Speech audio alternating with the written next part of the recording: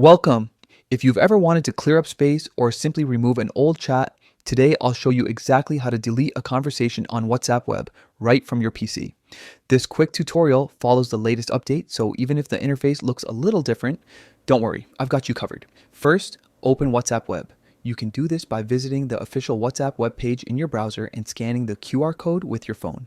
Once it's loaded, your recent chats will appear on the left-hand side of the screen, just like on the mobile app. Next, find the conversation you want to delete.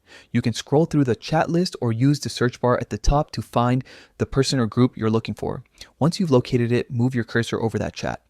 Now, here's the important part. Right-click on it. When you right-click, a small drop-down menu will appear. From this menu, look for the option that says Delete Chat and click on it. WhatsApp will then ask you to confirm your choice.